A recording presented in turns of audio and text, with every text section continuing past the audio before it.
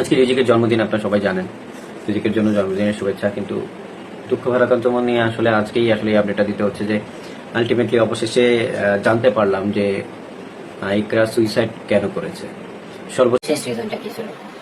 তো 28 ফেব্রুয়ারি সকালবেলা বা দিনের বেলা যখন লাস্ট আলবির সাথে কথা হয়, অ্যাকচুয়ালি আলবির সাথে ওভার দ্য কলে ইকরার ঝগড়া হয়। এবং আগের রাতে হয়তো আপনারা বান্ধবীদের সাথে চ্যাটগুলো দেখছেন, চুল ছিড়বে, একের বেশি করবে, এই কথাগুলো আপনারা হয়তো দেখছেন। ঠিক পরবর্তী দিন একই কায়দায় ইকরা কলের মধ্যে আলবিকে একই কথা বলে। তো কথা বলার পরে আলবি সেটা নিতে পারেনি হয়তো। আর আলবিকে ইকরা হয়তো এই কথাগুলোই বলে যে আমি আসতেছি নেপাল, আমি এসে চুল ছিল, কারণ ইকরার লাগেজও গোছানো ছিল, সবকিছু গোছানো গুছিয়েছিল ইকরা আসার জন্য নেপালে। তো এটাই হচ্ছে মেইন ফ্যাক্ট।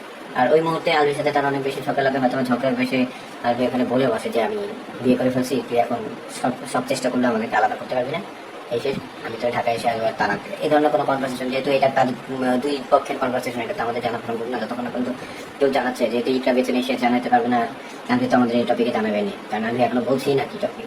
যাই হোক, আমরা কোনো একটা সোর্স থেকে কোনো একটা সোর্সের মাধ্যমে আমরা জানতে পেরেছি যে আলবির সাথে ওই দিন ঝগড়া হয়েছিল ইকরা, এবং ঝগড়ার মধ্যে এই টপিকেই থার্ড পার্সন টপিকেই কথা হয়েছিল তিথিকে নিয়ে।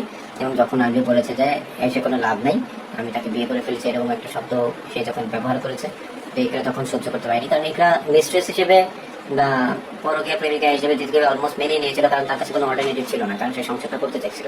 কিন্তু যেহেতু সে শুনছে যে তার হাজবেন্ড বিয়ে করে ফেলছে, তো স্বাভাবিকভাবে সে এটা লোকটা নিতে পারেনি এবং মানসিকভাবে এখানেই ডাউন। ইকরা যে দুনিয়া ছেড়ে চলে গেছে তার আসল রহস্য এবার জানা গেল।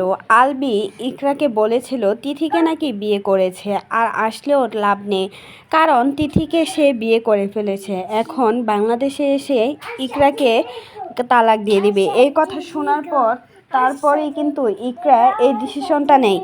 স্ত্রীর কাছে সবচাইতে কষ্টকর একটা জিনিসই হচ্ছে তার স্বামী যদি আরেকটা বিয়ে করে বা পরকীয়া করে, আর এটাই কিন্তু মেনে নিতে পারেনি ইকরা। তাই তো দুনিয়ার মায়া ত্যাগ করে নিজের সন্তানটার কথা না ভেবেও এভাবে চলে গেল দুনিয়া ছেড়ে।